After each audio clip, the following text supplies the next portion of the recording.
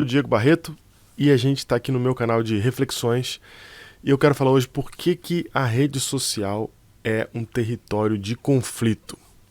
Bom, existe uma coisa que é a proximidade e outra coisa que é a intimidade. A gente pode estar presente e não ter conexão íntima com quem a gente está ali, junto, presente também, né? A gente pode muito bem estar no mesmo lugar, mas não ter uma conexão profunda, uma intimidade. Isso é possível, isso é normal, isso é comum, e é exatamente a confusão que acontece entre esses dois conceitos de proximidade e de intimidade que causam grandes problemas, não só a confusão com respeito aos conceitos, mas também com respeito à maneira como cada um conduz as relações. Então vamos lá. Distanciamento, ele sempre vai favorecer o conflito. E eu posso estar distante mesmo estando presente. Eu posso estar presente no mesmo lugar com alguém que eu não tenho nenhuma intimidade, que eu não tenho... que eu tenho um certo até de distanciamento dela. E aí o conflito vai ser muito mais fácil. Principalmente quanto mais presente eu estou com alguém que eu não conheço, que eu desconheço, mais fácil é de entrar num conflito, né? Então, a intimidade já é diferente. Quando eu tenho intimidade com uma pessoa, eu posso discordar dela, mas eu vou agir diferente. A chance de eu entrar num conflito direto é muito mais difícil porque eu conheço aquela pessoa. Eu tenho uma relação com ela, há uma afinidade com ela que eu quero que seja mantida ao longo do tempo. Isso faz com que eu haja de maneira diferente daquele que eu não tenho nenhuma intimidade, né? Daquele com quem eu não tenho nenhuma relação. É muito mais conflituosa a relação. Por exemplo, se você tiver um problema com uma pessoa que você está vendo pela primeira vez, o Uber, você está no Uber, você tem um problema com o motorista, é muito mais fácil você entrar no conflito do que se você estiver pegando carona com um amigo e o mesmo problema aconteceu. Então, quando a gente tem uma intimidade, quando a gente tem uma proximidade com a pessoa, uma proximidade mais profunda, né? Agora eu não estou falando de presença apenas, se torna muito mais difícil o conflito. Em compensação, o conflito fica muito mais fácil, a ponto de acontecer de qualquer maneira, assim, de forma muito rápida, quando eu não tenho nenhuma intimidade, mas eu estou presente junto com aquela pessoa, né? Então, esse conceito é muito importante, esse entendimento é muito importante para a gente poder entender por que a rede social é um território de conflito tão grande, né? O homicídio, por exemplo, é muito mais justificado com distanciamento. A gente fala assim, não, tem que morrer mesmo. A gente fala isso porque a gente não conhece a pessoa, não tem intimidade com a pessoa da qual a gente está se referindo e porque é um problema que está distante de nós. Então, facilmente a gente fala, não, tem mais é que morrer mesmo, né? É muito diferente quando é alguém que a gente conhece, alguém que a gente tem uma intimidade, alguém com quem a gente tem algum apreço. Aí, quando há esse nível de proximidade, essa intimidade que é de envolvimento, aí não dá mais para falar essa frase desse jeito de qualquer maneira, né? Eu vou contar aqui uma experiência que foi feita, bem interessante, uma experiência científica que foi feita. Eu li no livro Justiça, do Michael Sandel. Eu quero compartilhar com você, mas antes, deixa o seu like aí e se inscreve no canal. Não esquece de ativar o sininho, porque senão você não vai ver as novas postagens que eu vou fazendo aqui, ok? Então, deixa o seu like, porque se você deixa o seu like, mais pessoas vão ver esse vídeo. E você vê como vai ser importante as pessoas verem esse vídeo nesse mundo de guerra, de conflito, de redes sociais que a gente está vivendo. Então deixa o like aí. E se você não gostou também do vídeo, depois deixa o dislike também, mas aperta 2 vezes para você ter certeza que vai dar certo o seu dislike, né? Muito bem. A experiência que o Michael Sandel propôs no livro dele é a seguinte. Na verdade, não foi nem ele que inventou, é uma experiência científica que já tinha acontecido, ele só relata isso no livro. Perguntaram para as pessoas o seguinte: tem um trem, um bonde, está descendo numa linha e ele vai acabar atropelando 5 pessoas que estão na frente, não tem como salvar, o bonde vai atropelar essas 5 pessoas. A não ser que você empurre alguém que está antes dessas 5 pessoas. Se você empurrar alguém e ela cair na linha na frente do bonde, o bonde para, só ela morre e você salva as outras 5. O que você faz? Difícil a decisão, né? Ou você empurra alguém, ou você deixa o fluxo da vida acontecer e 5 pessoas vão morrer.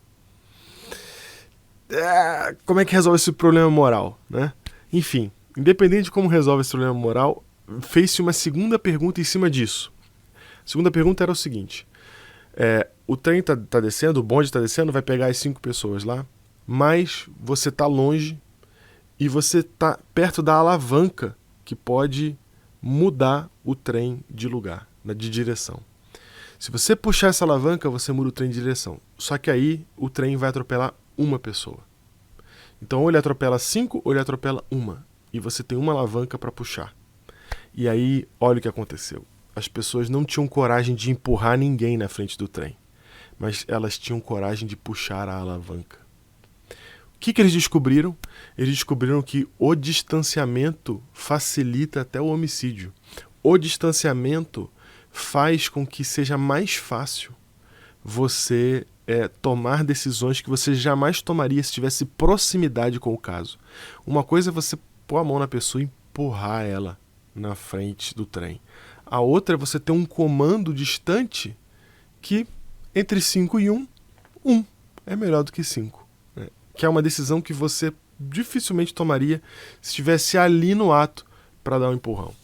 Então, isso é só um exemplo de como que a proximidade e a intimidade, o envolvimento com a situação faz com que a gente tome atitudes completamente diferentes, principalmente no que tange a vida das outras pessoas.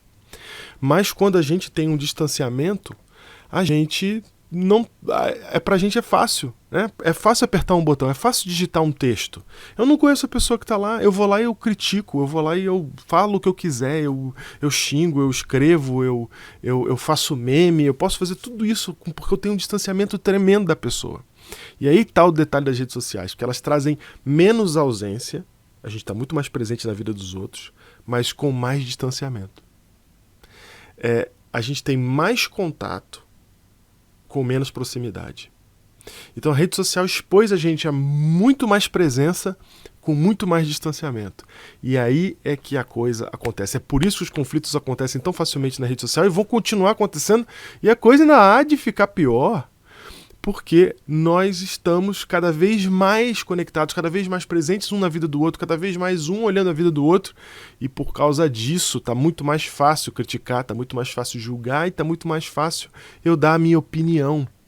Por isso que a gente até fala que tem um pessoal aí da internet que é um bicho na internet, mas quando está presente face a face aí vira uma ovelha, né? Fica bem mais tranquilinho. Por quê? Porque é o distanciamento que está favorecendo. Mas esse distanciamento é no nível do envolvimento pessoal, da intimidade pessoal. Porque, na verdade, o que nós temos é uma maior presença, uma maior conexão. Nós estamos mais perto, menos íntimos. Mais perto, menos íntimos. E isso vai favorecer sempre o conflito, né? E tende a piorar porque nós estamos cada vez mais envolvidos com os nossos nichos de pensamento. Isso é uma coisa que, quando eu comecei a ver a internet fazendo isso, ainda quando bem criança, menino, eu comecei a ter esse pensamento. Se as pessoas cada vez mais se unirem em grupos de afinidade de conteúdo, de entendimento, porque cada vez mais as pessoas estão reunidas em pequenos grupos de afinidade, o que vai acontecer é que nós vamos ter uma humanidade muito mais celularizada e, portanto, muito mais conflitante, porque essas células são conflitantes entre uma e outra. Se você gosta mais de uma marca e a pessoa gosta mais da outra, já tem o conflito pronto. O conflito já está pronto. Se você gosta mais do sol e o outro gosta mais da chuva, já tem conflito pronto. Gosta mais da montanha do que da praia, já tem um conflito pronto. E quanto mais as pessoas se reúnem em torno desses nichos, porque elas encontram aquilo que ela gosta cada vez mais, e mais gente que gosta da mesma coisa que ela gosta, esses nichos de pensamento criam bolhas que ficam cada vez mais fortalecidas e o conflito aumenta muito mais. Então o ser humano, embora esteja mais conectado, ele está mais dividido, ele está mais individualizado. E é óbvio que a gente vai viver o que a gente está vivendo hoje, essa polarização tremenda. É exatamente um efeito daquilo que começou há muito tempo atrás, quando a internet deu pra gente, democratizou pra gente o acesso a um monte de pessoas que pensam como nós. Isso é bom? Isso é muito bom. Mas aqui está o efeito colateral. Nós estamos vivenciando isso. Essa polarização, que parece impossível de se resolver, essa divisão que parece impossível de voltar a ser algum tipo de união. É o que parece agora, não estou dizendo que vai ser assim para sempre, mas é um efeito exatamente dessa realidade, onde a gente tem cada vez mais chances de nos encontrar com aqueles que pensam como nós e vamos cada vez mais trombar com aqueles que discordam da gente. E como a gente tem um distanciamento, eu vou e falo o que eu penso. É o tempo de fala mesmo o que você pensa, né? A despeito do que as outras pessoas vão sentir, vão vivenciar, fala o que você pensa, é isso que importa, né? E cada vez mais você está falando o que você pensa, né? Pondo para fora o que você é, independente de como isso vai impactar as pessoas. E aí a gente tem esse território de conflito que a gente está tendo hoje. E o chamado de Cristo é um chamado de intimidade. Quando Cristo chama a gente para discipulado, discipulado é uma palavra bonita para envolvimento. Ele chama a gente para se envolver com as pessoas de tal maneira como ele se envolveu com aqueles discípulos de tal maneira. Então o chamado do cristão é um chamado de envolvimento com as pessoas, é um chamado de intimidade com as pessoas. Eu me importo com você porque eu estou envolvido na sua vida. E não de distanciamento. E muitas vezes hoje, a gente tem... Muitas vezes não, a maioria das vezes, as igrejas todas cristãs estão funcionando desse jeito porque o ser humano está funcionando desse jeito. A gente vai, se reúne junto, a gente se separa e é cada um por si. Cada vez menos a gente tem esse tipo de envolvimento, cada vez menos a gente come um na casa dos outros, cada vez menos a gente se envolve mais na vida dos outros. Quanto mais me envolvo na vida dos outros, mais problema eu vou captar da vida dele. Eu não quero isso, eu quero ver a minha vida. Cada vez menos a gente tem envolvimento. E as redes sociais estão favorecendo isso porque elas dão a ilusão de proximidade, quando na verdade a gente está tendo cada vez menos intimidade. E quando a gente tem intimidade com uma pessoa, a gente mostra o nosso melhor para ela. Mas quando a gente está distante da pessoa, o contrário também acontece. A gente mostra o que a gente tem de pior, com muito mais facilidade. O chamado de Cristo é para a gente se envolver com gente, para a gente se envolver com quem a gente ama e com quem a gente tem alguma dificuldade, mas que a gente se envolva a ponto de se importar com a vida uns dos outros. Esse é o caminho do discipulado, esse é o caminho de Cristo, que vai de encontro com esse caminho humano que a gente está vivenciando hoje e que as redes sociais estão favorecendo. Vamos abrir nosso olho, compartilhe esse vídeo com seus amigos para que eles também possam abrir os olhos deles. E eu vejo você no próximo vídeo. Valeu! Só mais uma coisinha antes de você ir embora, me segue lá no outro canal, Filantropando, @Filantropando, lá no YouTube, aqui no YouTube. Me segue lá também, lá eu vou falar sobre educação financeira e filantropia.